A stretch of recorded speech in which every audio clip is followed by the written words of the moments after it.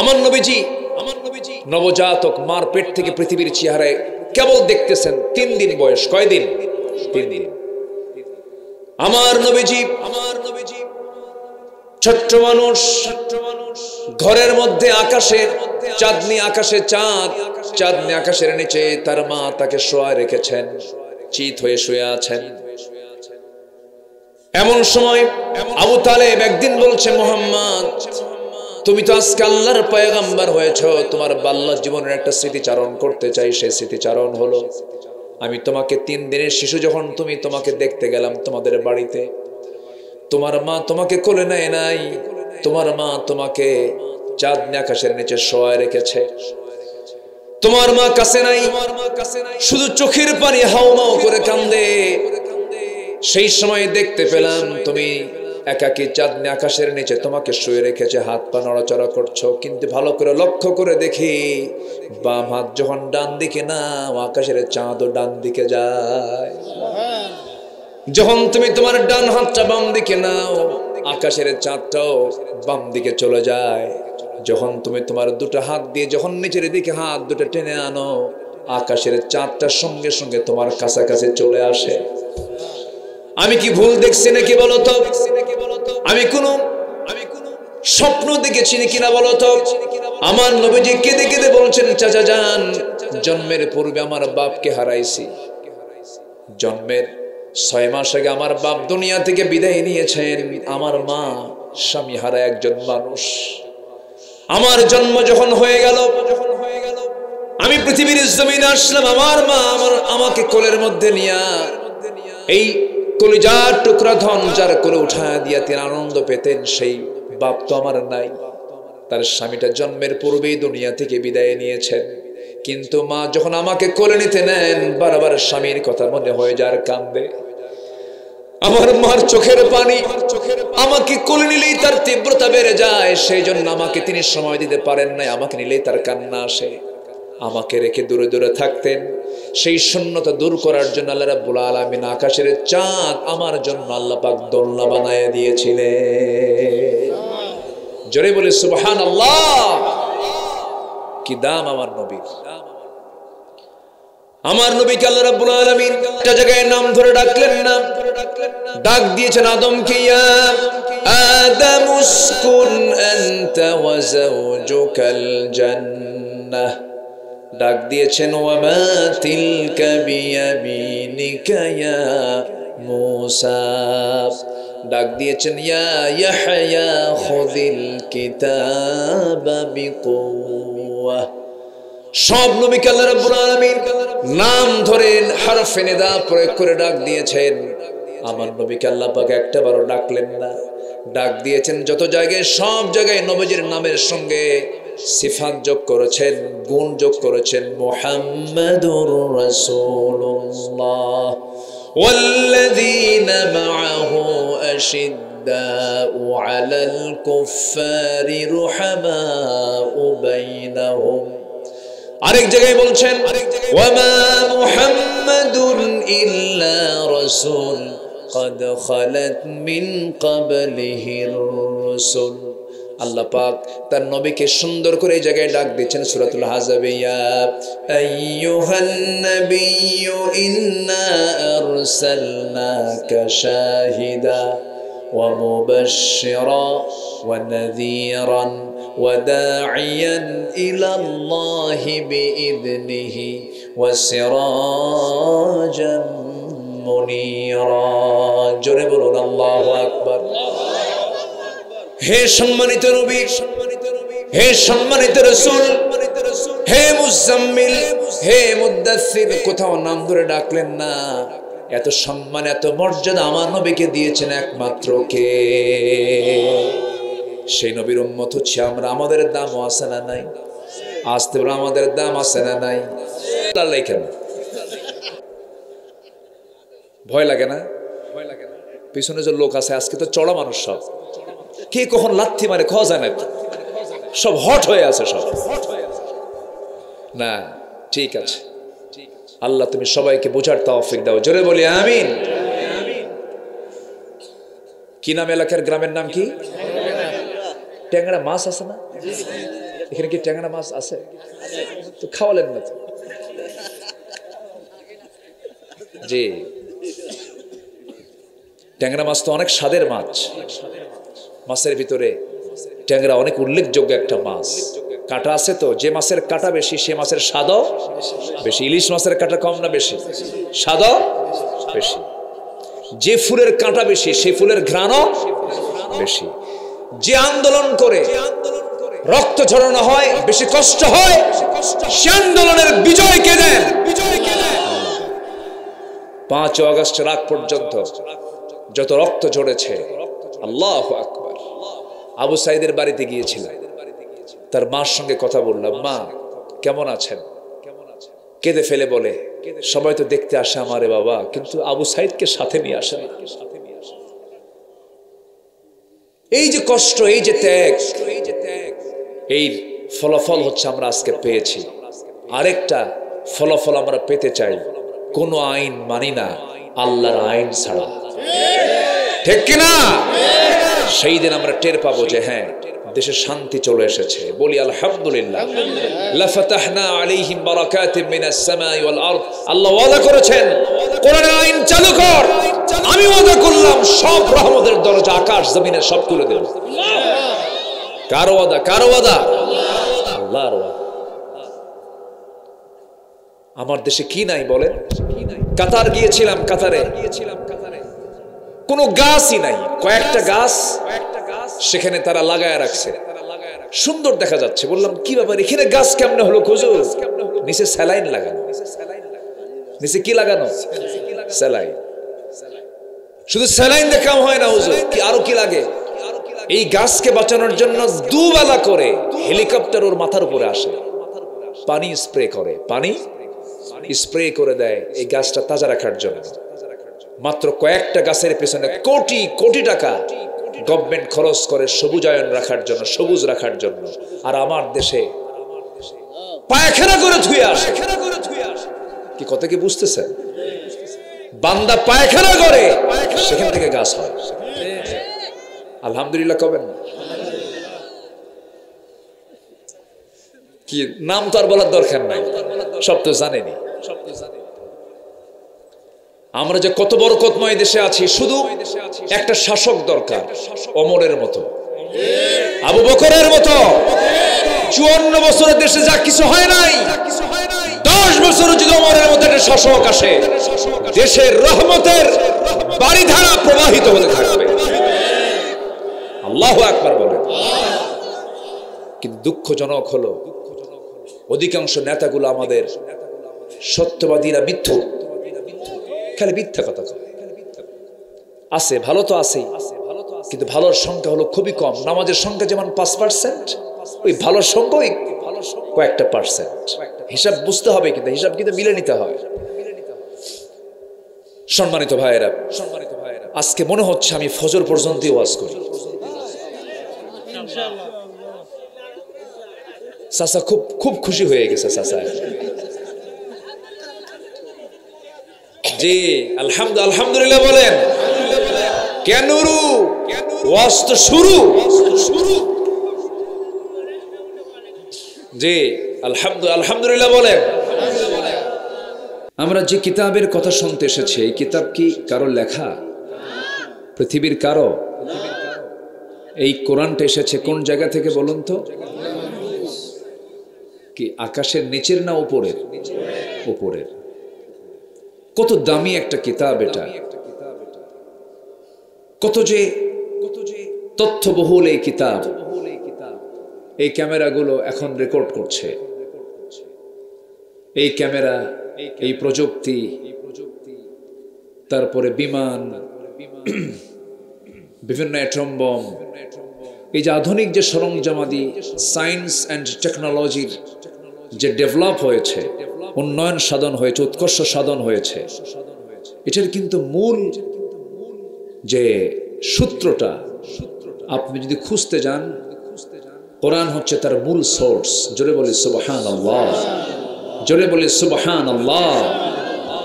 সূরা feel আল্লাহ তাআলা আজ থেকে 1500 বছর আগে নাজিল করেছেন। তায়রান আবাবিল, আবাবিল একটা বিমান, ওটা হচ্ছে জঙ্গি বিমান। কি বিমান? যুদ্ধ বিমান। এবং যুদ্ধ বিমান থেকে যে বম্বিং করতে হয়, এই কৌশল ১৫০০ বছর আগে তারমিহিম বিহিজারাতিম মিন সিজ্জিল, সিজ্জিল নামক বোমা আর আবাবিল নামক বিমান থেকে নিক্ষেপ করা হলো আবরাহার বাহিনীর উপরে। আজ থেকে ১৫০০ বছর আগে, আমার নবীর জন্মের ৫০ বছর আগে এই যে যুদ্ধের কৌশল, বিমান হামলা, বিমান থেকে বম্বিং করা, আর রামিউ কুওয়া ফিহি বাসুন শাদীদ ওয়া মানাফিউ লিন-নাস, সবকিছু কোন কিতাবে? এই কিতাবেই আছে। কিন্তু দুঃখজনক হলো সত্য, মুসলমান ওই দিকে নাই। মুসলমান আছে হলো রসুল নূর না মাটি।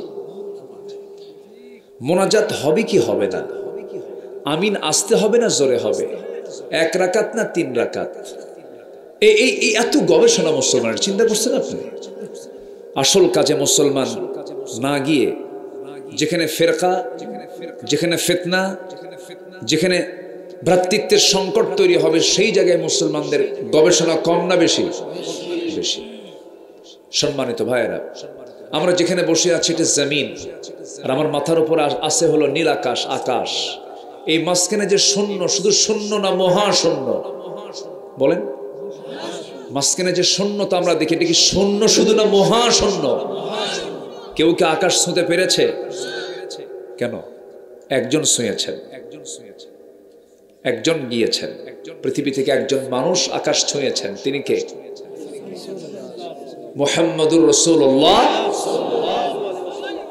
কিয়ামত পর্যন্ত কেউ আর ছুঁতে পারবে না, এটাও সত্য। এই আকাশ এবং জমিন এর মাঝখানে যে মহাশূন্যতা দেখছি, এটা ছিল না, এটা লাগানো ছিল। এই জমিন এবং আকাশ কি ছিল? লাগানো ছিল, একসাথে ছিল। এটাকে আধুনিক সায়েন্স বলছে বিগ ব্যাং। এই থিওরিটাকে বিগ ব্যাং থিওরি বলে। যারা গবেষণা করেন তারা বুঝে নিয়েছেন এতক্ষণে, কিন্তু আমাকে একটু ব্যাখ্যামূলক না দিলে তো সবাই বুঝবেন না।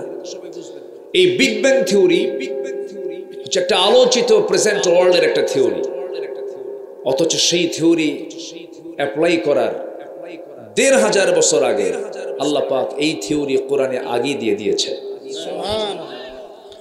আল্লাহ রাব্বুল আলামিন বলেন, আওয়ালাম ইয়ারাল্লাযীনা কাফারু আন্নাস সামাওয়াতি ওয়াল আরদা কানাতা রাতকান ফাফাতাকনাহুমা وجعلنا من الماء كل شيء حي জোরে বলুন আল্লাহু আকবার। কাফেররা কি দেখে না? আমি আল্লাহ রাব্বুল আলামিন আসমান এবং জমিনকে দুটো এক জায়গায় রেখেছিলাম, ফাফাতাকনাহুমা, এবং সেখানে একটা প্রচন্ড ধাক্কার মধ্য দিয়ে মহাশূন্য আমি আল্লাহ করে দিয়েছি। তাহলে এখন বলুন, বিজ্ঞান কি প্রমাণ করলো না বিজ্ঞান কোরআন থেকে ধার নিল? কি নিয়েছে? কি নিয়েছে? ধার নিয়েছে। শুধু একটা বললাম, আরো আছে বহু। সব সোর্স হচ্ছে কোরআন। যেখানে সব জ্ঞান শেষ, সেখানে কোরআনের জ্ঞান শুরু। জোরে বলে সুবহানাল্লাহ।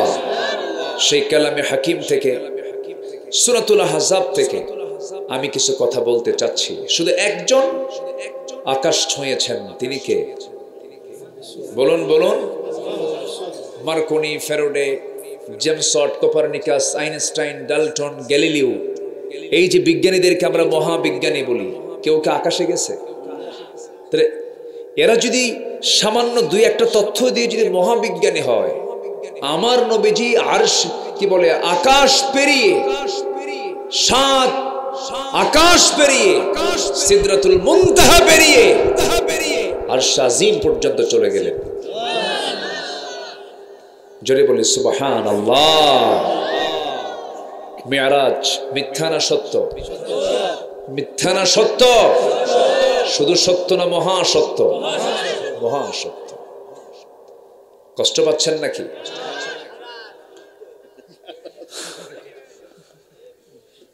সম্মানিত ভাইয়েরা, খুব ভালো মানুষ আপনারা, আবেগ তো। এক চাচা তো আমার দেখতে না পেয়ে এখন ভাবলাম আল্লাহ ক্যামেরাম্যানকে লাথি মারে নাকি, মানে এটা কিন্তু প্রচন্ড ভালোবাসায়, কিন্তু হুজুরের দেখতে পারতেছি না। কথা ঠিকই আছে তো, ঠিকই আছে, কিন্তু বিষয়টা হলো একটু বুঝতে হয় সবারই, যেন আমার কথায় যেন কেউ কষ্ট না পায়, এটাও খেয়াল করতে হবে। সম্মানিত ভাইরা, একটু আমার দিকে তাকান। আবার এটার কারণে আবার অনেকে দেখতে পাচ্ছেন না, ওই দেখেন। তাহলে এটা বাদ দিলে আমি ওয়াজ করবো কি দিয়ে? আমার দিকে তাকান, বালিশ দিলে এটাও তো উঠবে উপরের দিকে। আচ্ছা, যাই হোক, যেভাবে আসি আমরা বলি আলহামদুলিল্লাহ।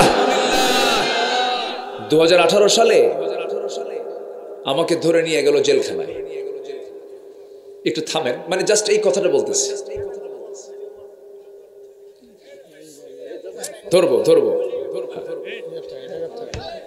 তো আমারে নিয়ে গেল তো থানায় ওসি মহোদয় আমাকে বললেন, হুজুর আপনাকে দেখে আমার খুব খারাপ লাগতেছে, কিন্তু কি করব, ধরে আনলাম, উপরের চাপ, চাকরি বাঁচান্ত ফরজ। আমি বললাম ইমান বাঁচান্ত নফল। ধরে নিয়ে জেলখানায় ঢুকালো। জেলখানার মধ্যে ঢুকতে এরকম বুড়া চাচা, 85 বছর বয়স, আমার দেখে সালাম দিয়ে বলে, হুজুর আপনি জেলখানায়? খুব খুশি হইলাম।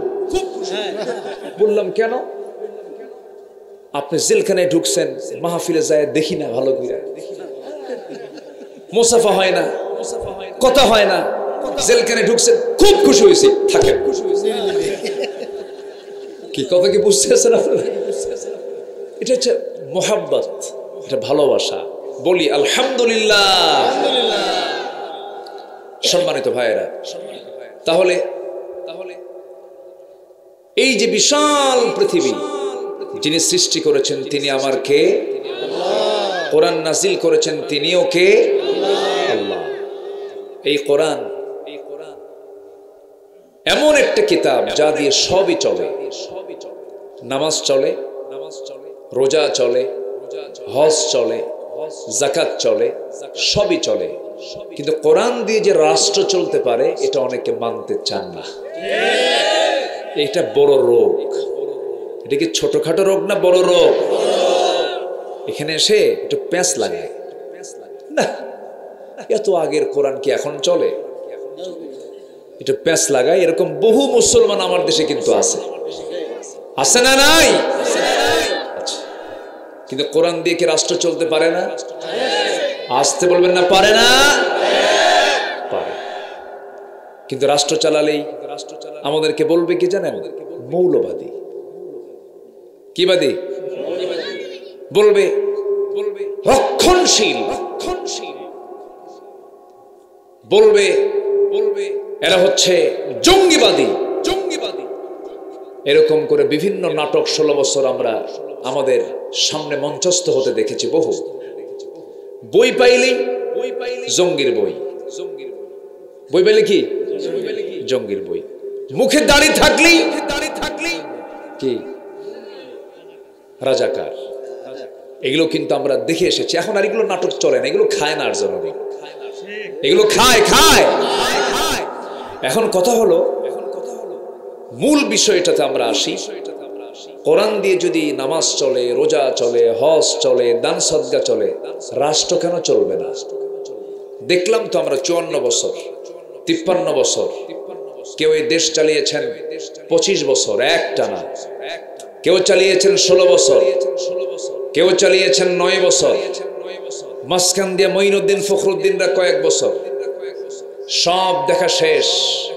সবাই মুসলমান হলেও ইসলাম দিয়ে তারা রাষ্ট্র চালায় নাই। নামাজি সরকার একটাও আসে নাই। সব সরকার দেখা শেষ আমাদের। আমরা দেখতে চাই নামাজি সরকার, কোরআনের সরকার।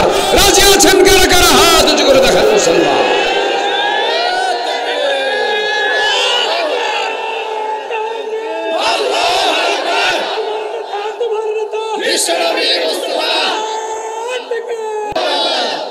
আল্লাহ কবুল করুন, আল্লাহ কবুল করুন, আল্লাহ কবুল করুন। হবে এই সবুজ ভূখণ্ডে কোরআনের রাজ কায়েম হবে ইনশাআল্লাহ। বলি এর কারণ আছে। আমি কেন বললাম? রক্ত ঝরেছে। রক্ত ঝরলে জমিনটা অনুর্বর হয় না উর্বর হয়? উর্বর হয়। যুবকরা যখন এতটুকু পেরেছে, সামনে আরেকটা ঝাঁকি মারলে হয়ে যাবে। কিন্তু এর আগে দরকার উন্নত চরিত্র। কি চরিত্র দরকার? উন্নত চরিত্র। ওই গার্লস স্কুলের সামনে যায় যদি ইতিমের মতো বসে থাকো, তাহলে কাম হবে না। নোংরামি বাদ দিতে হবে, চরিত্র সুন্দর করতে হবে, চরিত্র দেখতে হবে একজন ব্যক্তির কাছে। তিনি হচ্ছেন জনাবে মুহাম্মদুর রাসূলুল্লাহ। মুহাম্মদুর রাসূলুল্লাহ আমার নবীর চরিত্র হলো আমার আল্লাহর পক্ষ থেকে মনোনীত চরিত্র। এই চরিত্র ছাড়া কোন চরিত্রকে লালন করা যাবে না। আল্লাহ রাব্বুল আলামিন সূরাতুল আহজাবের 21 নম্বর আয়াতে বললেন, লাকাদ কানা লাকুম ফি রাসূলিল্লাহি উসওয়াতুন হাসানাতুন লিমান কানা ইয়ারজুল্লাহা ওয়াল ইয়াওমাল আখির ওয়া যাকারাল্লাহা কাসীরা। জোরে বলুন আল্লাহু আকবার। তোমাদের জন্য উত্তম আদর্শের বাস্তব নমুনা কেউ নন, একজন ব্যক্তি, মহান ব্যক্তি জনাবে মুহাম্মদুর রাসূলুল্লাহ সাল্লাল্লাহু আলাইহি সাল্লাম। তাকে তোমরা লালন করো, তার আদর্শকে তোমরা একমাত্র আদর্শ হিসেবে গ্রহণ করে নাও। মা আতাকুমুর রাসূলু ফাখুযুহু ওয়া মা নাহাকুম আনহু ফান্তাহু। যা নিয়ে এসেছেন রাসূল তা তোমরা ধরো, যা নিষেধ করেছেন রাসূল তা থেকে তোমরা নিজেকে গুটিয়ে রাখো। আমার বন্ধুগণ, সেই নবীজির চারিত্রিক সনদ পৃথিবীর কেউ দেয় নাই, দিয়েছেন একমাত্র কে? কে দিয়েছেন? আল্লাহ পাক। আল্লাহ রাব্বুল আলামিন নবীর শানে বলছেন, হে রাসূল আপনাকে পাগল বলুক, জাদুঘর বলুক, গণক বলুক, রাষ্ট্রদ্রোহী বলুক, যে যা বলে বলুক, লেজ কাটা বলুক, আপনি সমস্ত কথায় কর্ণপাত করবেন না। আমি আপনাকে জানায় দিচ্ছি, ওয়া ইন্নাকা লাআলা খুলুকিন আযীম। জোরে বলুন আল্লাহু আকবার। নুন ওয়াল কলমি ওয়া মা ইয়াসতুরুনা মা আনতা বিনি'মাতি রাব্বিকা বিমাজনুন ওয়া ইন্না লাকা লাআজরান গায়রা মামনুন ওয়া ইন্নাকা লাআলা খুলুকিন আযীম। জোরে বলুন আল্লাহু আকবার। নবী আপনাকে যে যা বলে বলুক, আপনার মনক্ষুণ্ণ হওয়ার দরকার না। আমি আপনাকে ঘোষণা করছি, আপনি হলেন সমহান চরিত্রের অধিকারী। সেই বিশাল চরিত্র থেকে কিছু কথা বলতে চাচ্ছি। সময় কি দেওয়া যাবে? দেওয়া যাচ্ছে তো? খুব বেশি সময় আমি নেব না। কই? ও আচ্ছা, কথা বলতে তো কষ্ট হয়। ঠিক আছে, হ্যাঁ আসো, তাড়াতাড়ি চলে আসো। হ্যাঁ জি, বসেন। সামনের কাতার পূরণ করুন, কাতার সোজা করুন। চেয়ারে বসেন একজন। জি, বসে পড়েন। হ্যাঁ বসেন, ব্যাস। একটু পিছনে, ওই যে আবার ওরা আবার কখন চিল্লায় আবার বলা যায়। আজকে চিল্লা চিল্লি শুরু হয়েছে তো। আচ্ছা, আমার দিকে তাকান। তাহলে চরিত্র খুঁজবো কয়জন লোকের মাঝে বলুন তো? বলেন কয়জন লোকের মাঝে? আমার নেতা কয়জন? বলুন কয়জন নেতা? তার নাম কি? মুহাম্মদ সাল্লাল্লাহু আলাইহি ওয়াসাল্লাম। নবী কি ছিলেন না বলেন? আল্লাহু আকবার। রাসূলের ইন্তেকাল হলো। ইন্তেকালের পর এক ইহুদি এসে মক্কায় একটা শোকের পরিবেশ, সবার চোখে পানি। রাসূল মারা গেছে, কেউ কথা বলে না, সবার চোখে শুধু পানি আর পানি। কাঁদতেছেন সাহাবীরা। নতুন খেলাফত, প্রথম খলিফা সাইয়েদনা আবু বকর সিদ্দিক রাদিয়াল্লাহু আনহু তখন খেলাফতের দায়িত্ব সবেমাত্র নিয়েছেন। প্রথমে এসে প্রশ্ন করলো, বেলাল বিন রাবাহকে বলে ফেললো, বেলাল বলো তো নবীর চরিত্র কেমন ছিল? তিনি বললেন, বলতে পারবো না আমি। চলে গেল সাইয়েদনা আলীর কাছে। সাইয়েদনা আলী বললেন, আমি তোমার প্রশ্নের জবাব দেব কেমন চরিত্র ছিল, তার আগে একটা প্রশ্ন করব। কি প্রশ্ন? আচ্ছা বলো তো, এই যে আকাশ আছে, আকাশের মধ্যে কতগুলো তারকারাজি আছে, একটা একটা করে গুণে বলো দেখি। ইহুদি বলছে, এটা কি সম্ভব নাকি? এই মহাশূন্যে এত মখলুক আছে, আল্লাহর এত সৃষ্টি আছে, যার বর্ণনা করা আমার দ্বারা সম্ভব নয়, আমার ক্ষুদ্র মস্তিষ্কে বর্ণনা করা সম্ভব নয়। সঙ্গে সঙ্গে সাইয়েদনা আলী বললেন, এই আকাশ শুধু নয়, এই জমিন শুধু নয়, 7 সমুদ্র সহ গোটা আসমান জমিন, গোটা 7 আসমান জমিনকে মহান রব্বুল আলামিন কালিল বলেছেন, সামান্য বলেছেন। আর আমার নবীর চরিত্রকে সীমাহীন বলেছেন। সেই সীমাহীন চরিত্রের বর্ণনা আমি আলী তোমার সামনে কেমনে দেব? জোরে বলি সুবহানাল্লাহ। তিনি ছিলেন মহান চরিত্র আধার। কোন শিল্পী তার শৈল্পিক সৌন্দর্য দিয়ে তার সৌন্দর্য শেষ করতে পারবে না। কোন লেখক লেখা দিয়ে লেখা শেষ করতে পারবে না। কোন কবি কবিতা দিয়ে তার কবিতার বর্ণনা, নবীজির বর্ণনা শেষ করতে পারবে না।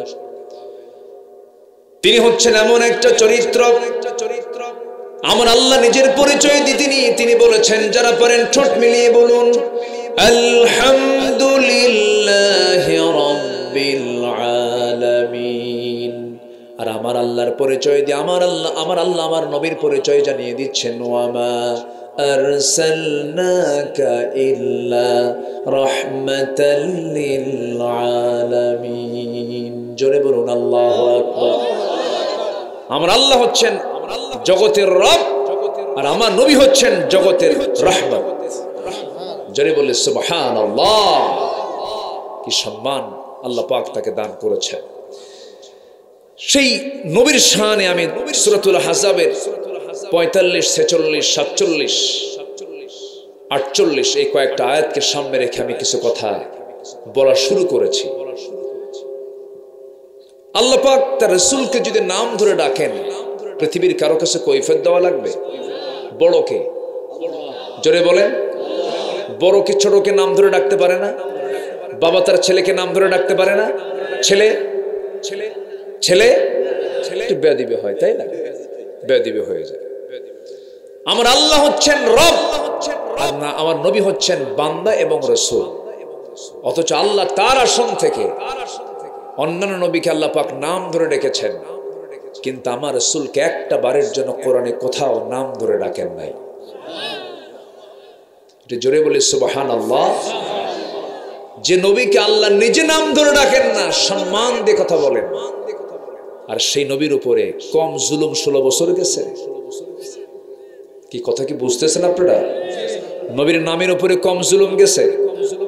বহুত জুলুম করেছে ওরা, বহু কিছু করেছে ওরা। কুকুরের মাথায় তারা টুপিও পড়েছিল, বলিনি তো ওইগুলো। যাই হোক, আমরা তাদের জন্য দোয়া করি, আল্লাহ তাদেরকে হেদায়েত দান করুক। জোরে বলি আমিন। যারা ওই চেতনার যারা আছেন, কি করবো এটা? এই নারী ভুরি কি করবো বলেন? এখানে রাখবো? আচ্ছা থাকুক, আল্লাহ ভরসা। যদি দেন সাউন্ড তো ওখানে পাবে না, দেন না, কি আছে? একটু হেল্প করি আপনাদের, দেন ঢুকায়। হ্যাঁ বাস থাক, হয়ে গেছে হয়ে গেছে হয়ে গেছে, মাশাআল্লাহ। বলি আলহামদুলিল্লাহ। সবারই তো খুশি করতে হয়। আমরা তো মার ভূমিকায় থাকি, বোঝেন নাই? মা যেগুলো দুষ্ট বেশি, ওরে বেশি মহব্বত করে। কি ঠিক আছে কিনা বলেন? এরা পরে আসছে, আসাই তো জায়েজ হয়নি পরে আপনাদের। রাস্তা ভুলে গেছে। আচ্ছা সম্মানিত ভাইয়ের, একটু আমার দিকে তাকান। তাহলে আমার নবীকে আল্লাহ তাআলা নাম ধরে ডাকতেছেন না, আর সেই নবীর সুন্নাহ টুপিকে এরা কুকুরের মাথায় পড়িয়েছিল। ঠিক কতটা বুঝেন? এবং রাসূলকে বলেছে একাধারে 16 বছর এদেশের বুদ্ধিজীবী নামের কিছু নাস্তিক জীবী রাসূলকে বলেছে মৌলবাদী রাসূল, জিনাকার রাসূল। এরকম বহু কথা বিভিন্ন ব্লগ থেকে বলা হয়েছে, শুনেছি, কিন্তু তাদের কোনো বিচার বাংলার জমিনে হয়নি। বিচার করেছে কার? বিচার করেছে হলো আল্লামা সাঈদীর মতো একজন কিংবদন্তির বিচার ওরা করতে পেরেছে। এই তাফসীর মাহফিলে যখন আসি বুকটা ফেটে যায় জানেন।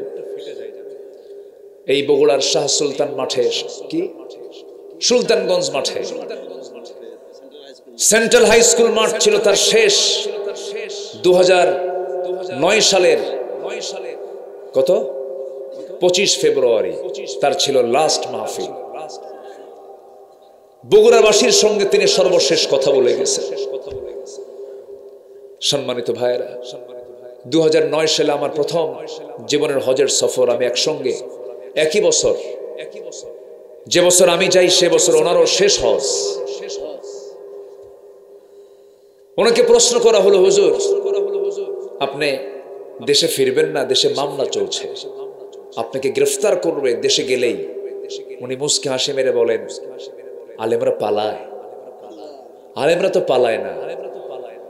আমার জনগণ, আমার দেশের জনগণ জিম্মি হয়ে থাকবে, জেল খাটবে, হামলা মামলা খাবে, আর আমি এখানে আরামে থাকবো না? আমিও যাবো জেলে, সমস্যা কি? কথা কি বুঝতেছেন? কথা বোঝা যায়? দেশকে কারা ভালোবাসে বুঝে নিতে হবে।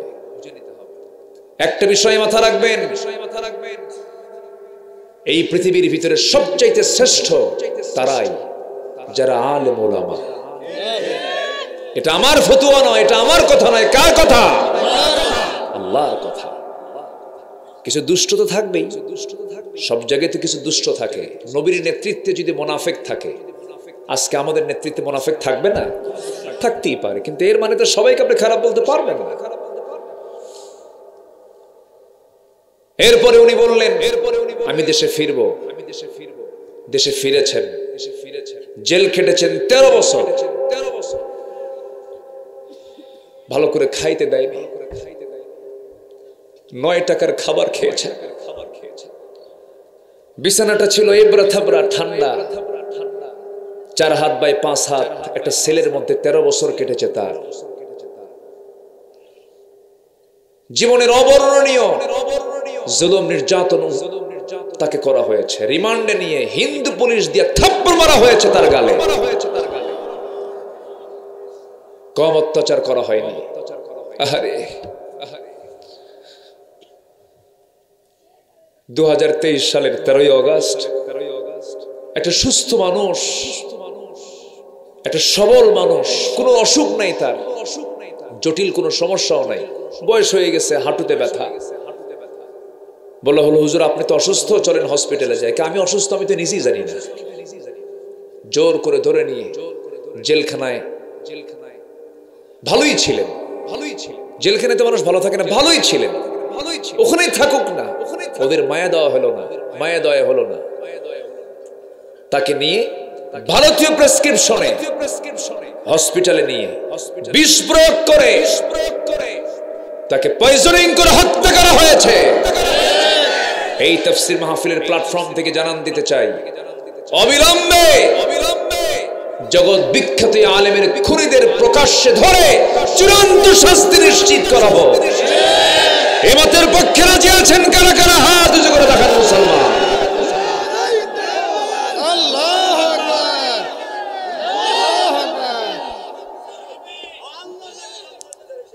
আল্লাহ কবুল করুন, জোরে বলে আমিন।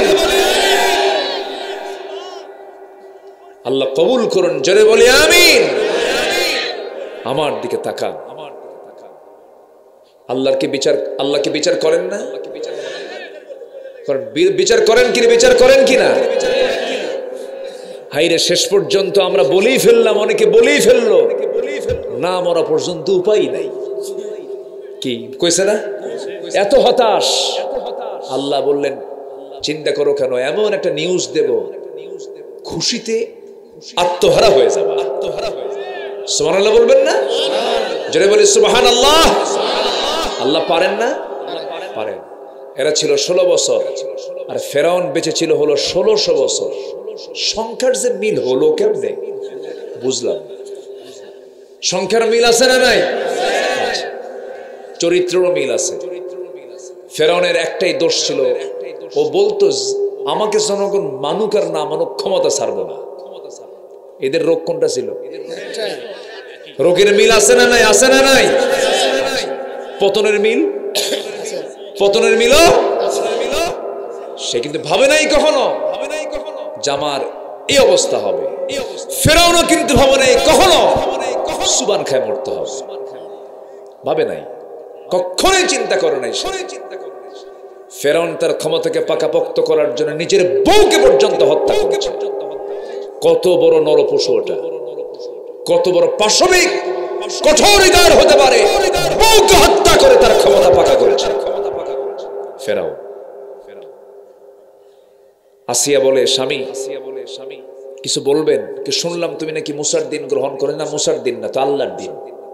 সুবহানাল্লাহ বলবেন না? কি করবেন? কেটে ছাড়ো। আসিয়া বলেন শোনেন, মরে যাব, ছাড়বো না। জোরে বলে সুবহানাল্লাহ। ফেরাউন কয় আসিয়া, আমি তোমার কোনো সম্মান কম দিছি? তুমি হচ্ছে ফার্স্ট লেডি অফ ইজিপ্ট, এই মিশরের তুমি হলো, আমার পরে তোমার জায়গা, আমার আমি নাই, এরপরে তুমি, এরপরে তুমি খুশি না? উনি বললেন আপনি এর চাইতে আরো কিছু দিবেন, আরো কিছু দেন, তবু আমি আমার আল্লাহকে ছাড়তে রাজি নই। জোরে বলে সুবহানাল্লাহ। ফেরাউন বলে ফেলল আসিয়া, তুমি কি জানো এটার ফলাফল কি হতে পারে? সংসারে চলে যাবে, তোমার জীবন চলে যাবে, সন্তানাদি চলে যাবে। মুস্কি হাসি মেরে বললেন আমার স্বামী গো, আমি দুনিয়ার সব কিছু ছেড়ে দিতে রাজি আছি, পরিবার ছাড়বো, স্বামী ছাড়বো, সংসার ছাড়বো, সব ছাড়বো, কিন্তু আমার দ্বীন ইসলাম থেকে আমি আসি এক চুল পরিমাণ নড়বো না। শেষ পর্যন্ত কি হলো? ফেরাউন জল্লাদ রেডি করে করাত তার সামনে হাজির করে কপালে লাগায় দিল। আসিয়া আলাইহিস সালাতু ওয়াস সালাম চোখের পানি ফেলে ফেলে আল্লাহকে দোয়া করে বলছেন, আল্লাহ আমার তো মনে হয় শেষ সময় হয়ে গেছে, আমি দুনিয়া থেকে বিদায় নিয়ে নেব, কিন্তু তোমার কাছে আমার একটা দোয়া, সেই দোয়াটা হলো আমি যদি দুনিয়া থেকে বিদায় নেই, আমার একটা দোয়া, সেই দোয়াটা কোরআনে কোট করেছেন আমার আল্লাহ নিজে আমার আপনার জন্য। এই যে দোয়াটা পড়া আসিয়া যে দোয়া পড়েছে, তিনি কি দোয়া করেছেন?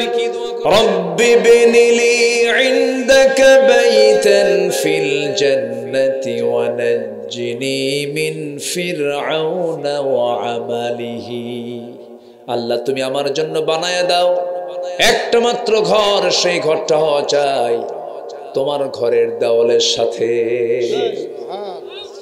এবং তুমি ফেরাউন থেকে আমাকে বাঁচায় দাও, আমি আর দুনিয়াতে থাকতে চাই না, আমি তোমার সঙ্গে জান্নাতে থাকতে চাই। আল্লাহ তুমি তোমার ঘরের সঙ্গে আমার একটা ঘর বানায় দিবা, ওয়ানাজ্জিনি মিন ফিরআউনা ওয়া আমালিহি, এবং ফেরাউনের অপকর্ম থেকে আমাকে তুমি বাঁচায় দাও।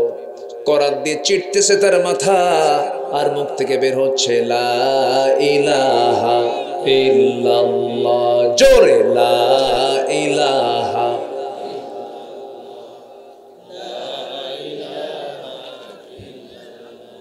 আরো জোরে লা ইলাহা, সুবহানাল্লাহ, আলহামদুলিল্লাহ, লা ইলাহা ইল্লাল্লাহ, মুহাম্মাদুর রাসূলুল্লাহ সাল্লাল্লাহু আলাইহি ওয়াসাল্লাম। আমার বন্ধুগণ, সবচেয়ে বড় সম্পদ হলো ঈমান। ঈমানকে নষ্ট করা যাবে না, ঈমানকে নষ্ট করা যাবে না কি? কিন্তু আমার দেশে বহু লোক আছে নামাজ পড়ে না, কিন্তু ঈমান দারুণ শক্ত, ঈমান দারুণ শক্ত। না আমি ঈমান আলী, ওর কি আর কোনো টেনশন আছে? না আমি তো ঈমান আলী।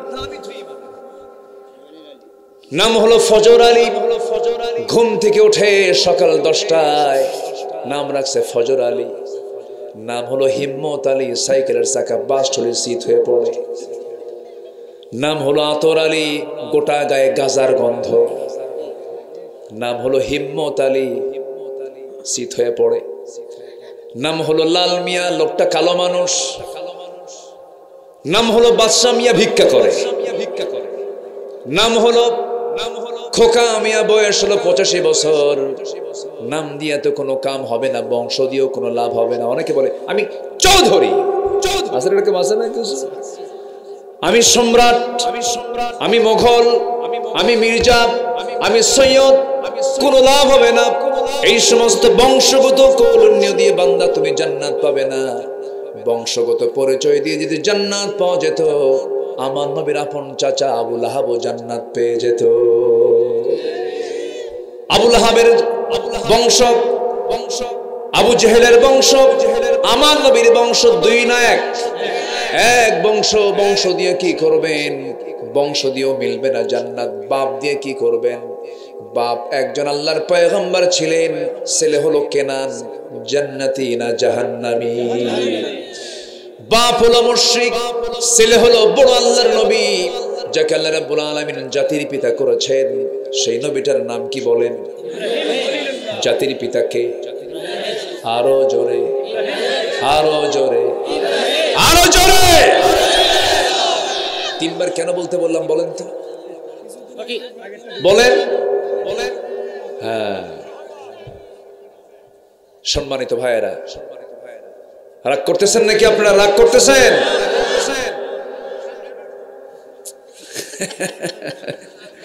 এই লোক তো মানে সকাল সকাল করতেছে।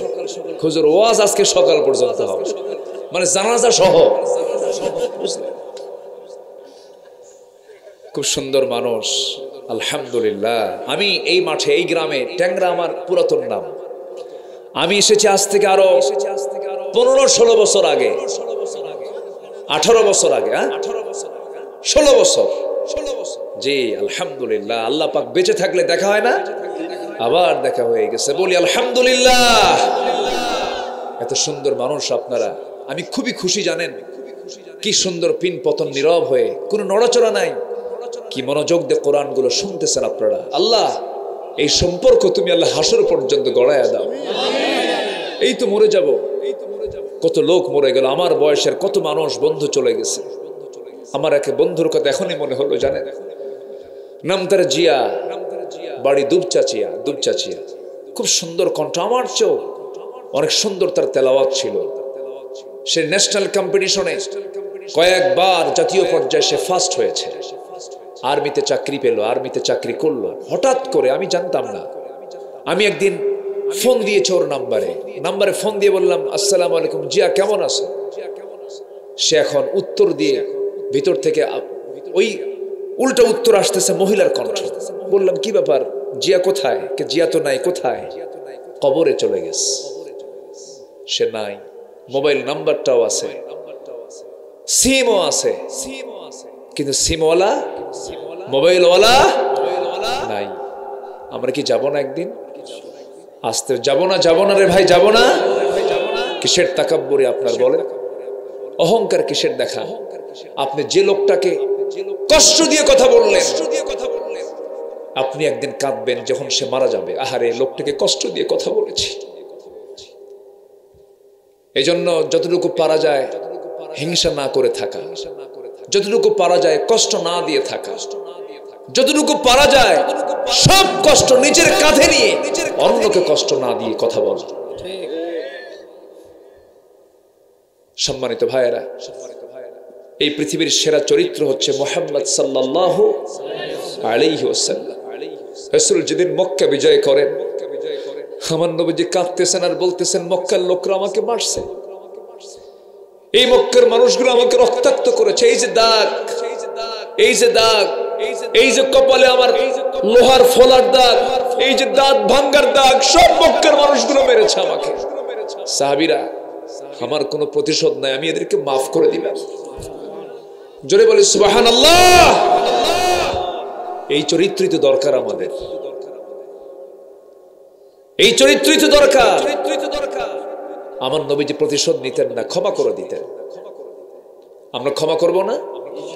জোরে বলি ইনশাআল্লাহ, আরো জোরে ইনশাআল্লাহ। তার দাম কত, নবীর দামটা কত, কি শান তার। আকাশের চাঁদ দুই ভাগ হয়ে যায় নবীজির হাতের ইশারায়। আমার নবীজির যখন জন্ম, আবু তালেব নবীর এক চাচা, কাফের চাচা। কি চাচা? কাফের, কিন্তু ভদ্র। কি ভদ্র? কিছু হিন্দু ভাইয়েরা আছে দেখবেন খুব ভদ্র, কিন্তু মিথ্যা কথা বলে না, ওজনে কম বেশি করে না, খালি একটাই সমস্যা, ঈমান নাই। কি নাই? ঈমান নাই। আর আমাদের মধ্যে কিছু মুসলমান আছে এমন আকাম কুকাম নাই, যা করে না, খালি ঈমান আছে। খালি কি আছে? রাগ করতেছেন নাকি আপনারা? কথাগুলো খুব মনে শক্ত হয়ে যাচ্ছে। আমার নবীজি নবজাতক মার পেট থেকে পৃথিবীর চেহারায় কেবল দেখতেছেন 3 দিন বয়স। কয়দিন? 3 দিন। আমার নবীজি ছোট্ট মানুষ, ঘরের মধ্যে আকাশের চাঁদনি, আকাশে চাঁদ, চাঁদনি আকাশের নিচে তার মা তাকে শোয়া রেখেছেন, চিত হয়ে শুয়ে আছেন। এমন সময় আবু তালেব একদিন বলছে, মুহাম্মদ তুমি তো আজকে আল্লাহর পয়গম্বর হয়েছ, তোমার বাল্য জীবনের একটা স্মৃতিচারণ করতে চাই। সেই স্মৃতিচারণ হলো, আমি তোমাকে 3 দিনের শিশু যখন তোমাকে দেখতে গেলাম তোমাদের বাড়িতে, তোমার মা তোমাকে কোলে নেয় নাই, তোমার মা তোমাকে চাঁদনি আকাশের নিচে শোয়া রেখেছে। তোমার মা কাছে নাই, শুধু চোখের পানি হাউমাউ করে কান্দে। সেই সময় দেখতে পেলাম তুমি একাকী চাঁদনি আকাশের নিচে তোমাকে শুয়ে রেখেছে, হাত পা নড়াচড়া করছো। কিন্তু ভালো করে লক্ষ্য করে দেখি, বাম হাত যখন ডান দিকে না, আকাশের চাঁদও ডান দিকে যায়। যখন তুমি তোমার ডান হাতটা বাম দিকে নাও, আকাশের চাঁদটাও বাম দিকে চলে যায়। যখন তুমি তোমার দুটো হাত দিয়ে যখন নিচের দিকে হাত দুটো টেনে আনো, আকাশের চাঁদটা সঙ্গে সঙ্গে তোমার কাছাকাছি চলে আসে। আমি কি ভুল দেখছি নাকি বলো তো?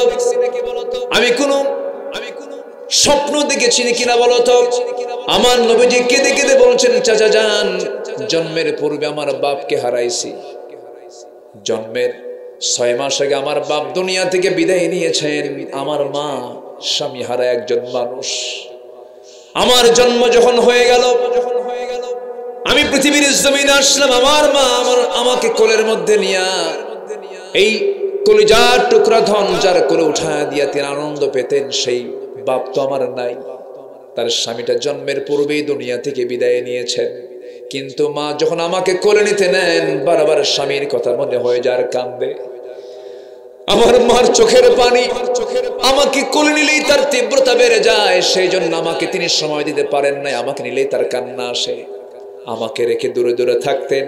সেই শূন্যতা দূর করার জন্য আল্লাহ রাব্বুল আলামিন আকাশের চাঁদ আমার জন্য আল্লাহ পাক দোলনা বানায় দিয়েছিলেন। জোরে বলে সুবহানাল্লাহ। কি দাম আমার নবীর! আমার নবীকে আল্লাহ রাব্বুল আলামিন একটা জায়গায় নাম ধরে ডাকলেন না, ডাক দিয়েছেন আদমকে, ইয়া আদম উসকুন আনতা ওয়া যাওজুকাল জান্নাহ। ডাক দিয়েছেন ওয়ামা তিলকা বিয়ামিনিকা ইয়া মূসা। ডাক দিয়েছেন ইয়া ইয়াহইয়া খুযিল কিতাবা বিকুওয়া। সব নবীকে আল্লাহ রাব্বুল আলামিন নাম ধরে হরফে নিদা প্রয়োগ করে ডাক দিয়েছেন। আমার নবীকে আল্লাহ পাক একটাবারও ডাকলেন না। ডাক দিয়েছেন যত জায়গায়, সব জায়গায় নবীজির নামের সঙ্গে সিফাত যোগ করেছেন, গুণ যোগ করেছেন। মুহাম্মাদুর রাসূলুল্লাহ ওয়াল্লাযীনা মাআহু আশিদ্দাউ আলাল কুফফারি রুহামাউ বাইনাহুম। আরেক জায়গায় বলছেন ওয়ামা মুহাম্মাদুন ইল্লা রাসূল قد خلت من قبله الرسل। আল্লাহ পাক তার নবীকে সুন্দর করে এই জায়গায় ডাক দিচ্ছেন সূরাতুল আহজাবে, ইয়া আইয়ুহান নাবিয়্যু ইন্না আরসালনাকা শাহিদা ওয়া মুবাশশিরা ওয়া নাযীরান ওয়া দা'iয়ান ইলা আল্লাহি বিইذনিহি وسراجا منيرا জোরে বলুন আল্লাহু আকবার। হে সম্মানিত নবী, হে সম্মানিত রাসূল, হে মুজাম্মিল, হে মুদাসসির, কোথাও নাম ধরে ডাকলেন না। এত সম্মান এত মর্যাদা আমার নবীকে দিয়েছেন একমাত্র কে? সেই নবীর উম্মত হচ্ছে আমরা। আমাদের দামও আছে না নাই? আসতে বলে আমাদের দাম আছে না নাই? কেন ভয় লাগে না? পিছনে যে লোক আছে আজকে তো চড়া মানুষ, সব কে কখন লাথি মারে খাওয়া যায় না, সব হট হয়ে আছে সব। না ঠিক আছে, আল্লাহ তুমি সবাইকে বোঝার তৌফিক দাও, জোরে বলি আমিন। কি নাম এলাকার, গ্রামের নাম কি? ট্যাংরা মাছ আছে না এখানে? কি ট্যাংরা মাছ আছে? তো খাওয়ালেন না তো? জি, ট্যাংরা মাছ তো অনেক স্বাদের মাছ। মাছের ভিতরে ট্যাংরা অনেক উল্লেখযোগ্য একটা মাছ। কাঁটা আছে তো, যে মাছের কাঁটা বেশি সে মাছের স্বাদও বেশি। ইলিশ মাছের কাঁটা কম না বেশি? স্বাদও বেশি। যে ফুলের কাঁটা বেশি সেই ফুলের ঘ্রাণও বেশি। যে আন্দোলন করে রক্ত ঝরানো হয়, বেশি কষ্ট হয়, সে আন্দোলনের বিজয় কে দেন? 5 আগস্টের আগ পর্যন্ত যত রক্ত ঝরেছে, আল্লাহু আকবার। আবু সাইদের বাড়িতে গিয়েছিলাম, তার মার সঙ্গে কথা বললাম, মা কেমন আছেন? কেঁদে ফেলে বলে, সবাই তো দেখতে আসে আমারে বাবা, কিন্তু আবু সাইদকে সাথে নিয়ে আসে না। এই যে কষ্ট, এই যে ত্যাগ, এই ফলাফল হচ্ছে আমরা আজকে পেয়েছি। আরেকটা ফলাফল আমরা পেতে চাই, কোন আইন মানি না আল্লাহর আইন ছাড়া, ঠিক কিনা?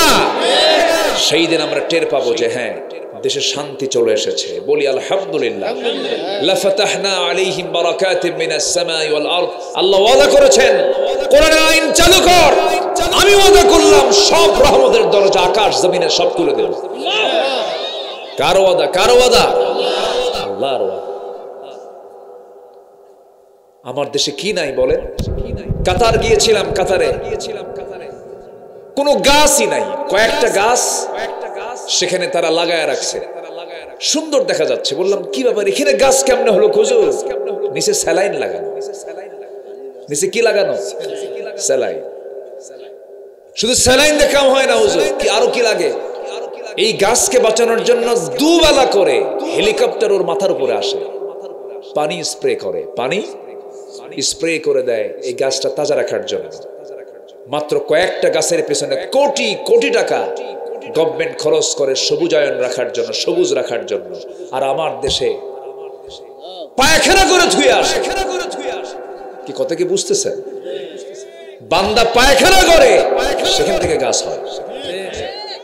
আলহামদুলিল্লাহ কবেন না?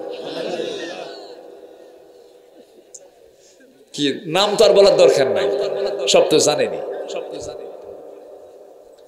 আমরা যে কত বরকতময় দেশে আছি, শুধু একটা শাসক দরকার, ওমরের মতো, আবু বকরের মতো। 54 বছরের দেশে যা কিছু হয় নাই, 10 বছর যদি ওমরের মতো একটা শাসক আসে, দেশের রহমতের বারিধারা প্রবাহিত হতে থাকবে। আল্লাহু আকবার বলেন। কিন্তু দুঃখজনক হলো অধিকাংশ নেতাগুলো আমাদের সত্যবাদীরা মিথ্যুক, খালি মিথ্যা কথা আছে। ভালো তো আছেই, কিন্তু ভালোর সংখ্যা হলো খুবই কম। নামাজের সংখ্যা যেমন 5%, ওই ভালোর সংখ্যা কয়েকটা পার্সেন্ট। হিসাব বুঝতে হবে, কিন্তু হিসাব কিন্তু মিলে নিতে হয়। সম্মানিত ভাইয়েরা, আজকে মনে হচ্ছে আমি ফজর পর্যন্ত ওয়াজ করি। চাচা খুব খুব খুশি হয়ে গেছে চাচা। জি আলহামদুলিল্লাহ বলেন। কেন ওয়াজ তো শুরু। জি আলহামদুলিল্লাহ বলেন। তাহলে আমরা কি চাই এদেশে কোরআন আসুক? সবাইকে চান? শুধু চাইলেই হবে না, কাজ করতে হবে, মাঠে নামতে হবে, ঝাঁপিয়ে পড়তে হবে।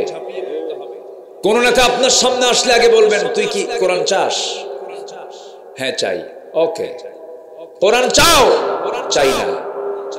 জুতা দেখছিস? জুতা 54 বছর ধোঁকাবাজি করছিস, আর না, ভাগ এখান থেকে, ঠিক কি না? কথা ক্লিয়ার? কোন ফাঁকিবাজি তার পড়তে চাই না আমরা। আল্লাহ কবুল করুন, জোরে বলে আমিন। সরল মানুষের দৌড় বাঁকা হয় না, সোজা হয়। আমরা সোজা বুঝি, আমরা সোজা দৌড় মারব। এত আঁকা বাঁকা পথে আমাদের যাওয়ার কোনো দরকার না। সেই নবীজির জীবন থেকে আমরা 15টা আদর্শ আজকে আমরা শিখে যাব। কয়টা আদর্শ বলেন তো? 15টা। আমি এর মধ্যে অনেক কিছু বলে ফেলেছি, যেরকম হিংসা করা যাবে না, রাসূল মাফ করে দিয়েছেন। কিছু কিছু কথা আমার ইতিমধ্যে চলে আসছে। গ্রামের কিছু মানুষ দেখবেন একটু আল্লাহ পাক বরকত দেয়, বছরে 2-3 বিঘা করে জমি কেনে। যে জমি কেনে তার কোনো টেনশন নাই, কিন্তু যার তার পাশে যার বাড়ি আছে না, বলেন তো? হ্যাঁ, খালি কপাল হাতড়ায়, হাই রে কি হলো রে, আছে না, আছে না, বলেন তো? আছে কিনা বলে? রহিম মিয়ার ছেলে বিসিএস ক্যাডার হয়েছে, এদিকে করিম মিয়ার ঘুম নাই। করিম মিয়া কয় হাই রে, হাই রে, কি হলো রে, ওখানে হার্ট স্ট্রোক করলো। আছে কিনা বলে? আছে না, বলেন তো? ইমানদার কি এগুলো করে? ইমানদার এগুলো করে? হিংসুক যে ব্যক্তি হবে ভাবতে হবে যার মধ্যে হিংসা আছে তার মধ্যে ঈমান নাই। কি নাই? যার মধ্যে হিংসা থাকবে তার মধ্যে ঈমান থাকতে, অন্যের কল্যাণে যার ভালো লাগে না, অবশ্যই তার ঈমানের ক্যান্সার আছে। কিসের ক্যান্সার? কিসের ক্যান্সার? ওই ঈমানের ক্যান্সার আক্রান্ত। সে ক্যান্সার আক্রান্ত, তার ঈমানের ক্যান্সার ধরেছে। আমরা হিংসা করব না, মিথ্যা কথা বলবো না। কি বলবো না বলেন? মিথ্যা কথা বলবো না, ঠকবাজি করব না, ওজনে কম দেব না। আর কি কন? একজন কইছে বিড়ি খাবো না। আমি প্রায় এই কথাটা বলি, বিড়ি খাওয়া যাবে? আবার মাহফিলে এসে কি কয় জানেন? বিড়ি খাওয়া কি জায়েজ আছে? মানে উনি জায়েজের চেষ্টায় আছে। আল্লাহ তুমি সকল নেশা থেকে জাতিকে হেফাজত করো, জোরে বলি আমিন। 15টা আদর্শ আমরা শিখবো। নাম্বার 1 হচ্ছে দাওয়াত দেব কার পথে? বোকার সাথে না প্রজ্ঞার সাথে? বোকার সাথে না প্রজ্ঞার সাথে? প্রজ্ঞার সাথে। উত্তম পন্থা আমরা দাওয়াত দেব। আমার নবীজির একটা আদর্শ ছিল, তিনি ছিলেন একজন শ্রেষ্ঠ দাঈ ছিলেন। আল্লাহু আকবার। সবচেয়ে বেশি দাওয়াত দিয়েছেন আবু জেহেলকে। সে ভালো মানুষ না? হ্যাঁ, 1 নম্বর খাটাস। খাটাস বোঝেন তো? খাটাস বুঝেন? বগুড়ার ভাষা তো এটা। আমরা বগুড়ার সোলবারে হ্যাঁ পুটি মাছ মারবার যায়া মারানি বল, আমরা বগুড়ার সোল। বগুড়া তো বগুড়াই। অনেকদিন আগে নোয়াখালী এক মাহফিল তো বলতেছে হুজুর গোটা দেশেই চলেন, উত্তরবঙ্গের এমন একটা বাক্য বলবেন যেটা আমরা বুঝবো না। তো আমি অনেকক্ষণ চিন্তা ফিকির করে বললাম কি বলা যায়। একটা লাইন বলে ফেললাম, কে রে তুই আলুতে আলু ওয়াক্কালি আলু। কি কথা কি বুঝতেছে? কে রে তুই আলুতে আলু ওয়াক্কালি আলু। তো উনি আমার দিকে চেয়ে আছে, বলে হুজুর আপনি কি বললেন? তো বললাম বুঝলেন কি সেটা বলেন। হুজুর উত্তরবঙ্গে যেহেতু আলুর দেশ, এতগুলো আলু, তাহলে আলু দিয়ে কিছু একটা হবে। বললাম যে আলু টালু কিচ্ছু নাই, এটা অন্য কথা। তুমি আসলে তো আসলে, ওকে কেন নিয়ে আসলে? বগুড়ার ভাষার মধ্যে একটা মজা আছে না নাই বলেন তো? আচ্ছা সম্মানিত ভাইয়েরা, আমরা দাওয়াত দেব মানুষকে অত্যন্ত সুবুদ্ধি দিয়ে, উত্তম পন্থায় সুন্দর করে দাওয়াত দেব। নবীজির দাওয়াতটা ছিল আগে বাইরে না ভিতরে? ভিতরে। আমার নবীজি আগে বউকে দাওয়াত দিয়েছেন, বন্ধুকে দাওয়াত দিয়েছেন, ভাইদেরকে দাওয়াত দিয়েছেন, আত্মীয় স্বজনকে দাওয়াত দিয়েছেন। কারণ কু আনফুসাকুম ওয়া আহলিকুম নারা, নিজে বাঁচো, পরিবারকে জাহান্নাম থেকে বাঁচাও। আমার বন্ধুগণ, আমার নবীজি জাবালের নূর থেকে যখন কোরআন নামক এই বিধান যখন নাজিল হওয়া শুরু হলো, নবুয়তের সিলসিলা চালু হয়ে গেল। আমার নবীজি কোরআন নামক ওই শিবানী নিয়ে আল্লাহর কালাম নিয়ে সোজা বাড়িতে ঢুকিয়ে বলছেন, জাম্মিলুনি খাদিজা, জাম্মিলুনি খাদিজা, খাদিজা তুমি আমাকে বস্ত্র আচ্ছাদন করে দাও। লাকাদ খাশিতু আলা নাফসি, আমি আমার নিজের জীবন নিয়ে শঙ্কিত, মনে হয় বাঁচব না, মরে যাব। আম্মা জান খাদিজা বলছেন, আমার স্বামী আপনি এমন করে কথা বলছেন কেন? পৃথিবীর কোন অপশক্তি নাই যে আপনার ক্ষতি করতে পারে, কারণ আমি তো আপনাকে 14 বছর যাবৎ চিনি, 15 বছর যাবৎ চিনি। যার মুখে একটা মিথ্যা কথা বের হলো না, সেই লোকের কোনো ক্ষতি পৃথিবীর কেউ করতে পারে না। আপনি এতিমকে ঠকান না, আপনি বিধবার পাশে দাঁড়ান, আপনি প্রতিবেশীর পাশে দাঁড়ান, আপনি মানবতার পক্ষের মানুষ, আপনার কোনো ক্ষতি কেউ করতে পারবে না। এবারে রাসূল বলছেন, খাদিজা তুমি আমাকে অভয় দিচ্ছ, তুমি আমাকে সান্ত্বনা দিচ্ছ, কিন্তু আজকে আমি তোমাকে নতুন করে আমার একটা পরিচয় দেব। কি পরিচয়? আমার রাসূল বলছেন, খাদিজা এই 15 বছর ধরে আমার পরিচয় ছিল আমি তোমার স্বামী, তুমি আমার বউ, কিন্তু আজকে নতুন করে আমার একটা পরিচয় হলো, আমি হলাম আখির জামানার শেষ পয়গম্বর মুহাম্মদ সাল্লাল্লাহু আলাইহি ওয়াসাল্লাম, আমি আল্লাহর নবী। এই কথা বলা মাত্রই খাদিজার চোখ দিয়ে টপ টপ করে পানি পড়ছে, আর আবেগ আপ্লুত হয়ে আনন্দ চিত্তে বলে ফেললেন, আমার স্বামী 15 বছর ধরে আপনাকে প্রায় প্রায় লক্ষ্য করেছি, এটা সাধারণ কোনো মানুষ নয়, যার কথা কাজ সকল কিছু সম্পূর্ণ স্বতন্ত্র। আমি নিশ্চিত আপনি আল্লাহর নবী, কোনো সন্দেহ নাই। হাত তাগায় দিয়ে রাসূল তাকে পড়ায় দিলেন, আশহাদু আল্লা ইলাহা ইল্লাল্লাহু ওয়াহদাহু লা শারীকা লাহু ওয়া আশহাদু আন্না মুহাম্মাদান আবদুহু ওয়া রাসূলুহু। হেদায়েতের মালিক কে? খাদিজা কালিমা পড়ে নিলেন। আমার নবীজি কালিমার দাওয়াত নিয়ে 3 বছরের বন্ধু, ছোট বন্ধু, 3 বছরের বয়সে ছোট সাইয়েদনা আবু বকর কে বলছেন, বকর আমি আল্লাহর পয়গম্বর, তোমার কি বিশ্বাস হয় নাকি? বন্ধু কেঁদে ফেলে দিয়ে রাসূলকে বুকে জড়ায় ধরে বলে, বন্ধু আমার, তুমি আল্লাহর নবী 100% সত্য। কি চরিত্র তিনি উপহার দিয়েছিলেন! বন্ধু তাকে বরণ করে নিল, স্ত্রী তাকে বরণ করে নিলেন। আমার নবীজি আবার চলে গেছেন। ছোট্ট শিশু, এক ঘরে মানুষ হয়েছেন। আবু তালেবের ছোট্ট ছেলে আলীর কাছে গিয়ে বলছেন, আলী রে, 9 বছরের ছোট্ট শিশু আলীকে বললেন, আলী আমি আল্লাহর নবী। সঙ্গে সঙ্গে তিনিও বললেন, লা ইলাহা ইল্লাল্লাহ। কিন্তু আমার নবী যাবার তারা আপন চাচা নবীর ঘরের সঙ্গী ঘর আবু লাহাবের বাড়িতে গিয়ে যখন বললেন, চাচা আমি আল্লাহর পয়গম্বর।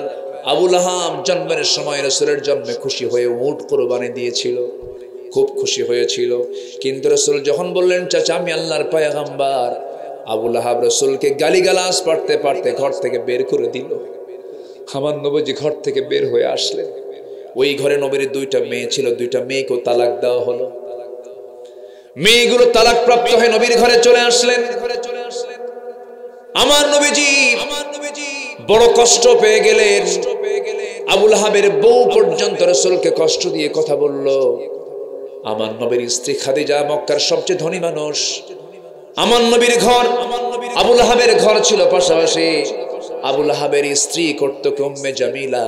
প্রত্যেকটা দিন বাড়ির সমস্ত ময়লা আবর্জনাগুলো একটা ডিশের মধ্যে তুলে নিয়ে ছাদের উপরে উঠে দাঁড়ায় থাকতো। খাদিজা যখন ঘর থেকে বের হয়ে উঠানে দাঁড়াতো, খাদিজার মাথার উপর এই সমস্ত পচা আবর্জনাগুলো ফেলে দিত।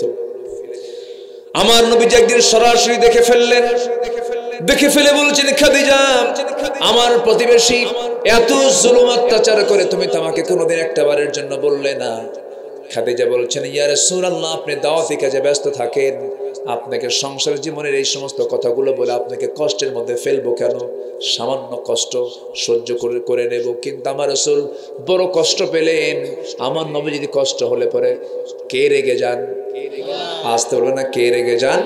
আল্লাহ রেগে যান। সঙ্গে সঙ্গে গজবের সূরা নাযিল হয়ে গেছে, যারা পারেন সঙ্গে পড়ুন। তাব্বাত ইয়াদা আবি লাহাবি ওয়া তাব মা আগনা আনহু মালুহু ওয়া মা কাসাব সায়াসলা নারান যাতা লাহাবি ওয়া মারাতুহু হাম্মালাতাল হাতাব ফি জিদিহা হাবলুম মিন মাসাদ। আমার বন্ধুগণ, আমার নবীজির দাওয়াতি কার্যক্রম ওই যে শুরু হলো। নবীজির জীবনের শেষ সময় পর্যন্ত তিনি কালিমার দাওয়াত দিয়েছেন, দ্বীনের দাওয়াত দিয়েছেন। একজন ইমানদার আমৃত্যু দ্বীনের দাওয়াতের কাজ করবে। এই দাওয়াতি কাজ তার একদিন না সারা জীবন, একদিন না সারা জীবন। সারা জীবন এই কাজ আমাকে আপনাকে করতে হবে, দাওয়াত দেব আমরা। নম্বর 2 হলো, আমার নবী ছিলেন সাহসী। আমার নবীজি কখনো ভীরু ছিলেন না। আমরা কি হব বলেন? আরো জোরে, আরো জোরে। সাহসী হব আমরা, ভীরু হব না। আমরা বুক দিয়ে দেব, পিঠ দেব না। যেমন করে মুগ্ধরা জীবন দিয়েছে, আবু সাইদরা জীবন দিয়েছে, এদের নামগুলো ঘন ঘন আসা দরকার। এই জাতির একটা চরিত্র হলো ভুলে যায় সব। এই জাতির একটা খারাপ চরিত্র আছে, ভুলে যায়। আবু সাইদ যা করেছে, আল্লাহু আকবার। জীবন দেওয়া তো সস্তা না ভাই, আমরা এমনি এমনি পাইনি। জীবন দেওয়া তো সস্তা নয়। অনেক লোক আছে চাবা মারে, যত রক্ত লাগে দেব, প্রয়োজনে লোক পাঠাবো, আমি যাব না। বুঝেন নাই? আবু সাইদ হাত কি দেখেন নাই? দেখেন নাই? একদম এরকম শটাং করে বুক উঁচু করে থেকেছে। কত করে চালাবি চালা, জুলুম দেখতে চাই না। আল্লাহু আকবার বলেন। রক্ত ঝরালে ইতিহাস পাল্টে যায়। আল্লাহু আকবার। ইতিহাস পাল্টে গেছে। সম্মানিত ভাইয়েরা, শহীদ নিজামী, মতিউর রহমান নিজামী, রাতের বেলা ফাঁসি হবে। একদম আল্লাহওয়ালা মানুষ। মন্ত্রী দায়িত্ব পালন করেছেন 5 বছর। 1 পয়সার দুর্নীতি তারা বের করতে পারে না। এটা ছিল ওদের জ্বালার কারণ, এটা ছিল ওদের জ্বালার কারণ। শেষ পর্যন্ত তাদের প্রেসক্রিপশনে তাকেও ফাঁসির কাজটা ঝুলিয়ে মারা হয়েছে। বিকেলবেলা ছেলেরা দেখতে গেছে, পরিবার দেখতে গেছে। রাতে ফাঁসি হবে, শেষ সাক্ষাতের জন্য গেছে। উনি দুধ পান করেছেন, দুধ নিয়ে গেছে, দুধ খেয়েছেন। নাতিপুতিকে আদর করেছেন, চোখে কোনো পানি নাই, মুখে হাস্যোজ্জ্বল চেহারা। পরশুদিন তার ছেলের সাথে সাথিয়াতে দেখা, যে জানাজা পড়িয়েছে ব্যারিস্টার নাজিবুর রহমান মোমেন, তার সঙ্গে দেখা। তো বলতেছে নিজামী, তার বাপ তার ছেলেকে বলতেছে, বাবা রাতেই তো জানাজা হবে, তুমি আমার জানাজাটা পড়াবে। আর আমার জানাজা যে হবে, আমার জানাজায় তুমি সুন্দর পোশাক পরে যাবে। তুমি তো ব্যারিস্টার, আবার তোমাকে আমি বড় আলেম বানানোর চেষ্টা করেছি। তুমি আমার চাইতে বেশি জানো, তোমার ইলম কালাম আমার চাইতে বেশি। তুমি আমার জানাজা পড়াবে। তোমার আম্মাকে পাবনায় নিয়ে যাবা না। তোমার আম্মা যদি পাবনায় যায়, আসা যাওয়া করে, মনটা তার খারাপ, অসুস্থ হয়ে পড়বে। তোমার আম্মা ঢাকায় থাকবে, আমার লাশটা জানাজা শেষ করে কবরে রেখে আসবা। কি কথা কি বুঝতেছেন আপনার? কথা কি বোঝা যায়? একটা মানুষ কতটুকু স্থির চিত্তের হলে, ধৈর্যশীল হলে পরে এই জাতীয় কথা তার মুখ থেকে বের হতে পারে। এই জগৎধন্য মানুষগুলোকে হত্যা করা হয়েছে, শহীদ করা হয়েছে। এই ফসল এমনি এমনি আসে নাই। ওই জেলখানায় থেকে বালিশ চোখের পানিতে ভিজে গেছে, যায় নামাজ ভিজে গেছে। এখানে আমার 3 জনকে আমি পেয়েছি, আর জেল পার্টনার। এখানে কে যেন আসছিল, হুজুর আপনার সঙ্গে জেলে ছিলাম। আবার সামনে কে যেন আজ বসে, ওই যে বসে আছে একজন, একসঙ্গে জেলে ছিলাম, ভিতরে ছিলাম। কি দোষ ছিল আমাদের বলেন? কোন দোষ তো আমাদের ছিল না, শুধুমাত্র তাদের কারণ ছিল কি জানেন? ক্ষমতায় টিকে থাকার জন্য এগুলো করেছে। কিন্তু সেই ক্ষমতা মুহূর্তের মধ্যে ছিনিয়ে নিয়েছেন তিনি আমার কে? আল্লাহ পাক। এই জন্য কখনো অহংকার দেখানো যাবে না। অহংকার একমাত্র কার বলেন তো? আসতে বলবেন না, কার? আল্লাহর। আমরা ভীরু হব না সাহসী হব? সাহসী হব। এবং সাহসী হওয়ার জন্য আল্লাহর কাছে দোয়া করব। যারা পারেন ঠোঁট মিলিয়ে বলুন, রব্বানা আফরিগ আলাইনা সাবরান ওয়া সাব্বিত আকদামানা ফানসুরনা আলাল কওমিল কাফিরিন। আল্লাহু আকবার। নাম্বার 3 হলো ধৈর্য ধারণ করা। নবীজির একটা গুণগত দিক ছিল, তিনি ধৈর্যশীল ছিলেন, ধৈর্যের পিরামিড ছিলেন। আমরাও ধৈর্যশীল হব, জোরে বলি ইনশাআল্লাহ। ধৈর্য আগে না নামাজ আগে? কি আগে বলেন? ধৈর্য নাই নামাজ হবে না তো।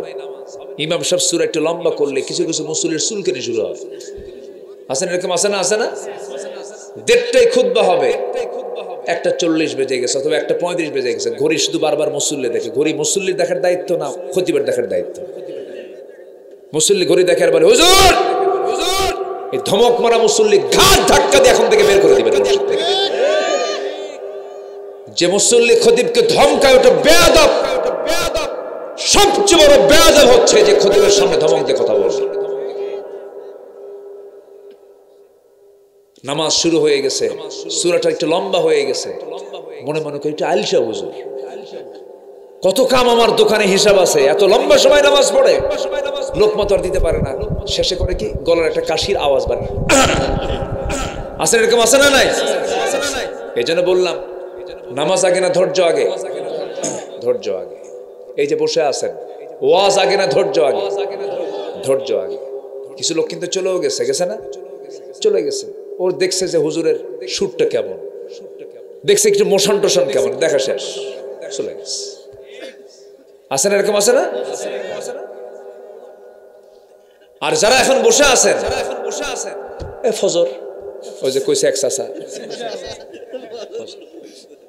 খুব ভালো, বলি আলহামদুলিল্লাহ। জি, সাইয়েদনা আবু বকর রাদিয়াল্লাহু তাআলা একদিন বলতেছেন, হুজুর আমার কাছে 3টে জিনিস প্রিয়। কি? আপনার দিকে ছায়া থাকা, আর কি আপনার সামনে বসে থাকা, আর কি আপনার জন্য সব মাল খরচ করা। জোরে বলি সুবহানাল্লাহ। অনেক মুসলমান আছে আলেমদেরকে খুব ভালোবাসে, খুব প্রচন্ড ভালোবাসে। একদিন আমাকে একজন ফোন দিয়ে বলে, হুজুর আমি আমার বউয়ের চেয়ে আপনাকে বেশি ভালোবাসি। বললাম, ভাই এটা তো দরকার নেই, আপনার বউ তো আপনার কাছে, বউয়ের চাইতে বেশি ভালোবাসা দরকার কি? আপনি তাকেও ভালোবাসেন, আপনি আমাকেও মহব্বত করেন, তো এর চাইতে বেশি ওর চাইতে কম এটা বউ শুনলে তো রাগারাগি শুরু হবে। এই মহব্বত গুলো আসে কার থেকে? কার থেকে বলেন তো? কার থেকে আসে?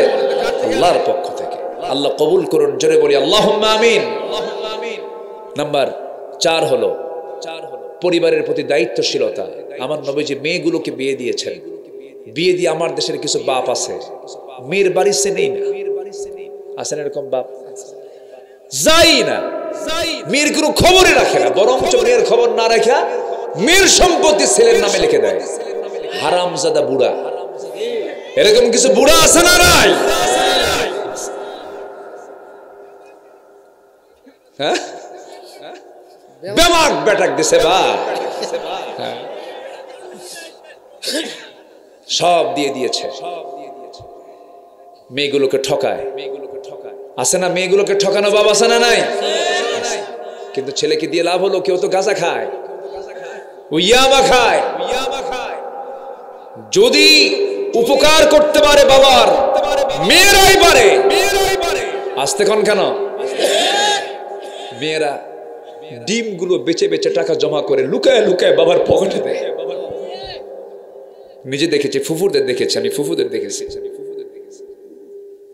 মেয়ে সন্তানগুলো খুব বরকত, মেয়ে সন্তান যার ঘরে আছে বরকত তার ঘরে আছে, বলি আলহামদুলিল্লাহ। কোন মেয়ে বাপ মার মুখের উপরে কথা বলে না, সে যতই কড়া হোক না কেন, শক্ত হোক না কেন, বাবা মার সামনে খুব নরম হয়ে কথা বলে। ছেলেগুলো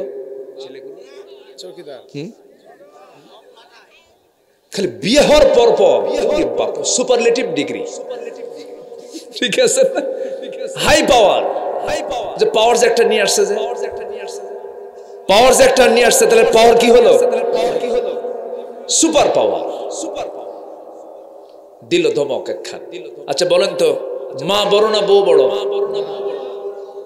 ভালো করে চিন্তা করে কবেন, কিন্তু আগে বইয়ের দিকে আগে নজর দিবেন। এখন কোন মা বড় না বউ বড়? মাহফিলে মা বড়, বাড়িতে বউ বড়।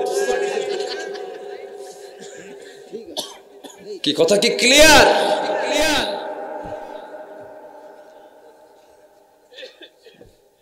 দুঃখ লাগে, মাকে ভাত দেয় না, আছে না?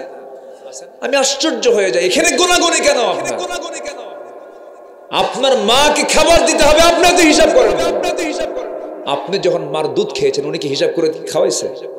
এখানে হিসাব করেন কেন?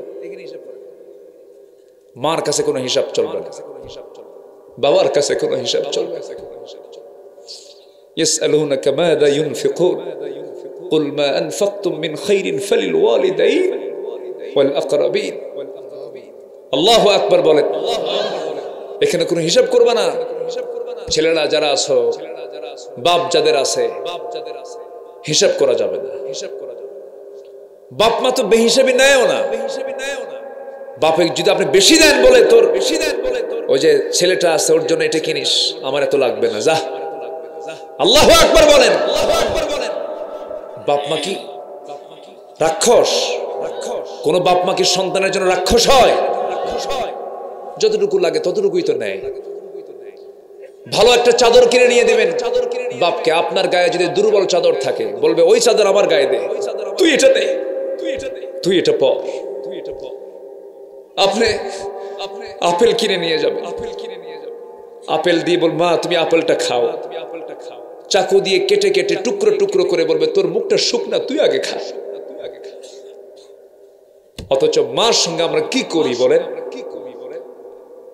আমরা এত কৃপণ হয়ে যাই মার সামনে। আল্লাহ তুমি প্রতিটি সন্তানকে মার খেদমত করার তৌফিক দিয়ে দাও। জোরে বলি আল্লাহুম্মা আমিন। বউ রান্না করে, ছেলে বউ রান্না করে, পোলাও রান্না করেছে, গোশত রান্না করেছে, মার নাকি গিয়ে সেই রান্নার গন্ধ ধাক্কা খায়, মার কপালে সেই রান্নার খাবার জোটে না। আছে কিনা? যে বউ তোমার তোমার মার সেবার জন্য অনুপযুক্ত, তুমি এটা মাথায় রাখবা। ওই বউ তোমার কোনোদিন কল্যাণ বয়ে আনতে পারে না। কি কথা ক্লিয়ার? কথা ক্লিয়ার? এক রাত তো সব সাবজেক্ট তো বলা সম্ভব না, একটু একটু করে বলি। শুধু মায়ের ওয়াজ করলেই তো 2 ঘন্টা লাগে। আজকে রাসূল নিয়ে ধরেছি কিছু কথা। ঘড়ির কাঁটাও আজকে খুব দ্রুত ঘুরে যাচ্ছে। আলহামদুলিল্লাহ। চাচা কয় না হবি না, খুব ভালো, বলি আলহামদুলিল্লাহ। পরিবারকে সময় দেব কিনা বলেন? মেয়ে বিয়ে দিয়া কি ভাসানির মতো একখান সালাম দিয়ে বিদায় নাকি? না খবর নেওয়ার দরকার আছে? মেয়ের বাড়ি যাবেন, আপনার বাড়ির নতুন ধান হয়েছে, সেই ধান কুটে পিঠা বানায়া মেয়ের বাড়িতে নিয়ে যাবেন। মেয়েটাকে সম্মান, মেয়েটাকে স্নেহ করবেন। শুধু ছেলের নাতিপুতিগুলো দেখবেন না, মেয়ের নাতিপুতি দেখার দরকার আছে না নাই বলেন তো? নবীজি মেয়ে ফাতিমাকে বিয়ে দিয়েছেন, 3 দিন পার হয়নি কখনো না দেখলি সাহাবে কেরাম বলতেন, সাহাবীরা আমার ভালো লাগতেছে না, আমি ফাতিমাকে দেখতে গেলাম। সুবহানাল্লাহ বলবেন না? ফাতিমার জীবদ্দশায় হযরত আলী একদিন বিয়ের চিন্তা করলেন। বিয়ে কিসের চিন্তা বলেন তো? বিয়ে করবেন। আমার নবীজি জুমার খুতবায় বললেন যে ফাতিমাকে কষ্ট দেবে সে আমাকে কষ্ট দেবে। তুই বিয়ে করবি? কি কথা বুঝেন নাই? যে আমাকে কষ্ট দেবে সে আল্লাহকে কষ্ট দেবে। আমার রাসূল ফাতিমাকে এত পরিমাণ ভালোবাসতেন। একদিন ফাতিমা আসলেন, এসে বলছেন আব্বাজান, আপনার কলিজার টুকরা নাতি হোসাইন হাসান, ছোট্ট ছোট্ট বাচ্চা, কাঁচা ঘর, কাজ কারবার করতে করতে কাপড় চোপড়গুলো ময়লা হয়ে যায়, আপনার নাতিপুতির খেদমত করতে আমার একা কষ্ট হয়ে যায়। দেখুন তো আপনি আমার জন্য একটা খাদেম দিতে পারেন কিনা, একজন কাজের মানুষ দিতে পারেন কিনা। নবীজি বললেন, ফাতিমার এই দিকে আয়, তোর পিতা মুহাম্মদ সাল্লাল্লাহু আলাইহি ওয়াসাল্লাম নিজের কাপড় নিজে ধুয়ে ফেলে, যে ঝাড়ু দিয়ে ফেলে, তোমার বাবা মুহাম্মদ বিন আব্দুল্লাহর কোনো খাদেম নাই। আমি তোমাকে যে পরামর্শ দেব মা, তোমার বাড়ির কাজ তুমি নিজে কষ্ট করে হলে একাকে করো, একাকে সম্পন্ন করো। আমি তোমার জন্য দোয়া করে দিচ্ছি, আর তোমাকে একটা আমল শিখিয়ে দিচ্ছি। সুবহানাল্লাহ, আলহামদুলিল্লাহ, আল্লাহু আকবার 33 বার করে সকাল সন্ধ্যা বলবে। আমার আল্লাহ সমস্ত কাজের জিম্মাদার তোমার জন্য হয়ে যাবে। মা চলে যাও, স্বামীর বিরুদ্ধে একটা নালিশ যেন করে না আসে। আমি এমন স্বামী তোমাকে দেই নাই মা, যাও সংসার করে খাও। স্বামীর বিরুদ্ধে একটা নালিশ যেন আমার কানে না আসে মরার আগ পর্যন্ত। আর এখনকার মেয়ের বাপরা কি কয়, যা বিয়ে দিলাম, খালি ফোন দিবি, খাইয়া ফালাবো। আছে না, ঠিক না? স্বামীর দাম আছে না নাই বলেন তো? সাইয়্যিদিনা আলী রাদিয়াল্লাহু আনহু ছিলেন নবীজির জামাতা। ফাতিমা রাদিয়াল্লাহু তাআলা একদিন নবীর ঘরে এসে বসে বসে নামাজ পড়ছেন। রাসূল বলছেন, ফাতিমা বসে বসে নামাজ পড়ো কেন? তুমি তো যুবতী মহিলা। তিনি বলছেন, আব্বাজান, আমি দাঁড়িয়ে নামাজ পড়ি, কিন্তু বসে আজকে নামাজ পড়ার কারণ হলো আমার জামার পিছনে একটা ছেঁড়া অংশ আছে। এই ছেঁড়া অংশটুকু দাঁড়িয়ে নামাজ পড়তে গেলে আপনার চোখে পড়ে যাবে, আর আপনার চোখে পড়লে আপনি মনে মনে চিন্তা করবেন, আমার জামাই আলী আমার মেয়েকে কাপড়ে কষ্ট দেয়। এতটুকুন আমার স্বামীর কোনো ক্লেম আপনার চোখে ধরা পড়ুক, এটা চাই নাই মনে করে বসে বসে নামাজ পড়ি। জোরে বলি সুবহানাল্লাহ। এই ইতিহাসগুলোকে মেয়েদের জানার দরকার আছে না? এগুলো না জেনে খালি ভারতের সিরিয়ালগুলো দেখে, নাটকগুলো দেখে। আল্লাহ তুমি মাদেরকে হেফাজত করো। জোরে বলি আল্লাহুম্মা আমিন। মেয়েরা তাহাজ্জুদ পড়বে, তাহাজ্জুদ পড়ে দিন শুরু করবে মেয়েরা। তাহাজ্জুদ, এরপরে ফজর, এরপরে কোরআন তেলাওয়াত দিয়ে যদি কোনো বাড়ির মহিলারা যদি দিন শুরু করে, আল্লাহর কসম সেই বাড়িতে কোনোদিন অভাব অনটন আসবে না, অশান্তি হবে না, কোনো গজব নাযিল হবে না। আল্লাহ এলাকার মা বোনদেরকে কবুল করুন। জোরে বলি আমিন, আরো জোরে আমিন। আল্লাহ যাকে রহমত দেন তাকে মেয়ে সন্তান দেন। আল্লাহ যে জনপদে রহমত দিতে চান বৃষ্টি দেন। আল্লাহু আকবার বলেন। মেয়ে সন্তান হলো রহমত, বৃষ্টি হলো রহমত।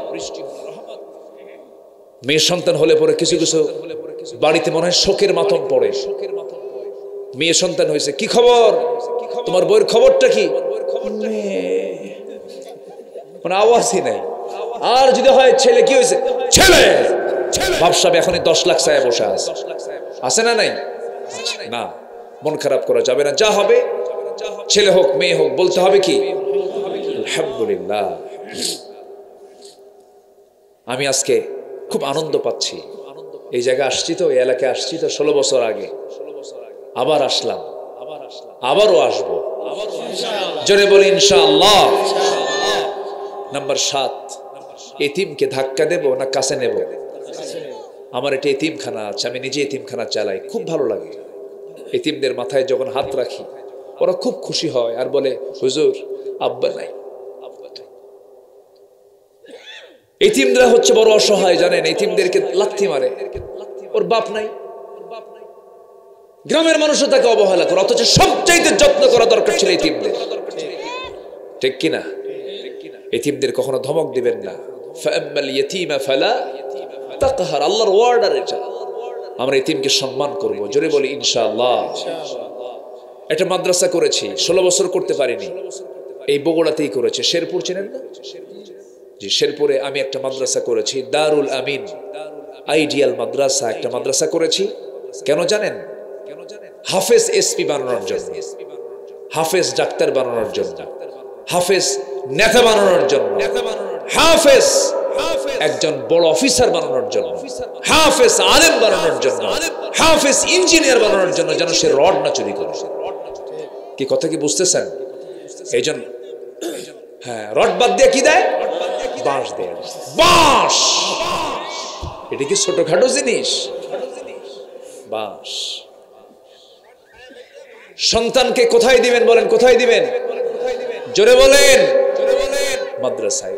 প্রচলিত মাদ্রাসা কিছু প্রবলেম থাকেই, শুধু আরবি বোঝে, অন্য কিছু বোঝে না।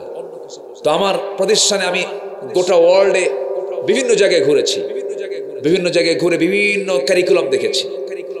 তা আমি যে কারিকুলামটা নিয়েছি সেটা হলো 1 থেকে 5 পর্যন্ত পড়বে, বাংলা ইংরেজি সব পড়বে, অঙ্ক শিখবে, এর মাঝেই সে হাফেজ হয়ে যাবে। অনেক সময় তো নষ্ট হয়, অনেক সময় নষ্ট হয় না, শুধু পরিকল্পনার অভাবে। এর মধ্যে সে খেলবে, খেলাধুলা করবে। কোন শাসন মানে কি? কিছু কিছু শিক্ষক আছে মানসিক রোগী, পিটায়া রক্ত বের করে দেয়, আছে না? কিছু আছে না? এটা ঠিক না, এগুলো ঠিক না। আপনি আপনার সন্তানকে মারবেন কেন? রাসূল কোন সন্তানকে মেরেছেন? স্ত্রীকে মেরেছেন, একটা হাদিসও দেখাতে পারবে? আপনি কি তার চাইতে বড় কিছু? না মেরে, চোখের চোখ রাঙ্গায়া, একটু ভয় দেখায়া, হালকা মৃদু শাসন, এটা থাকবে। শাসন তো সেই করে, সোহাগ করে, যে এতটুকুন শাসন তো থাকতেই হবে। একটা প্রতিষ্ঠান শুরু করেছে, দোয়া করবেন না আপনারা? সবাই দোয়া করবেন না? আল্লাহ পাক যেন জাতি গড়ার কাজে যেন আমাদেরকে আল্লাহ পাক কবুল করেন। এই জাতির স্থায়ী কিছু তখনই আশা করা যায় যখন জাতির ভিতরে শিক্ষার বিপ্লব ঘটানো যাবে। আসুন, শিক্ষার একটা সুন্দর, নৈতিক শিক্ষার একটা বিপ্লব আমার দেশে যেন ঘটাতে পারি আমরা সবাই, সেই তৌফিক দান করুন। জোরে বলি আল্লাহুম্মা আমিন। সন্তানকে চোখ বন্ধ করে মাদ্রাসায় দিবেন। টাকা পয়সা হাজার হাজার কোটি টাকার মালিক হয়ে লাভ নাই, সালমান এফ রহমান শীত হয়ে পড়ে আছে। কি ঠিক কিনা বলেন? দাড়ি কেটে ওরা রেহাই হয় নাই, মাথার চুল কালো বানায় রেহাই হয় নাই। অতএব সমস্ত রিজিক বরকতময় সম্মানজনক রিজিক কার হাতে?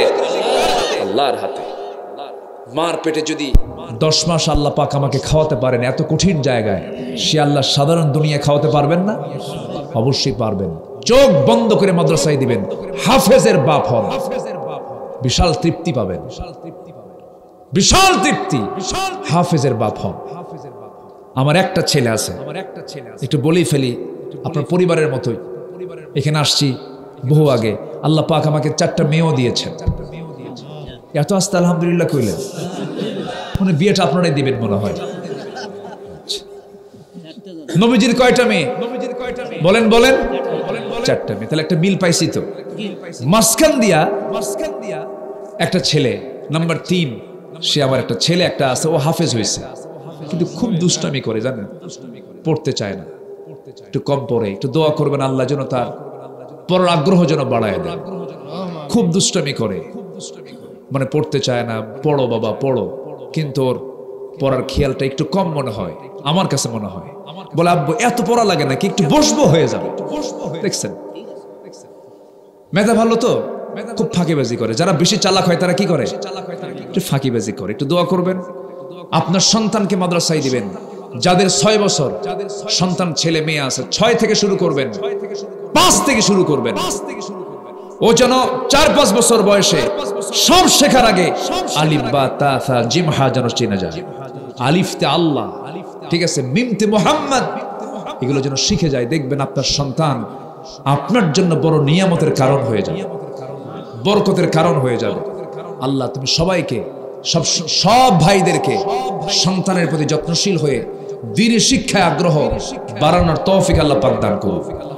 এখানে ছেলে মেয়ের বাপ কারা কারা আছেন? 5 বছর, 6 বছর, 7 বছর, কারা কারা দেখি হাত তুলে দেখি। অনেকেই তো আছেন, অনেকেই আছেন। জি আলহামদুলিল্লাহ, হাত নামান। কাছাকাছি যে প্রতিষ্ঠানগুলো আছে দিবেন। আবাসিকে যদি কেউ দিতে চান, খুব বেশি দূরে না, আপনারা যোগাযোগ করবেন, আমার মাদ্রাসাও দিতে পারেন, কোনো সমস্যা নাই। ভর্তি করায় দিবেন, ভর্তি নিয়ে নেব ইনশাআল্লাহ। আল্লাহ কবুল করুন, জোরে বলি আল্লাহুম্মা আমিন। আমার হোম ডিস্ট্রিক্ট কিন্তু এই বগুড়া জেলায়, আমার জন্ম এই থানা, এই বগুড়া জেলার ওই শেরপুর থানাতে আমার জন্ম। দোয়া করবেন আল্লাহ যেন এই দিনের হক কথাগুলো গোটা পৃথিবীবাসীর মাঝে যেন বলতে পারে, সেই তৌফিক আল্লাহ পাক দান করুন।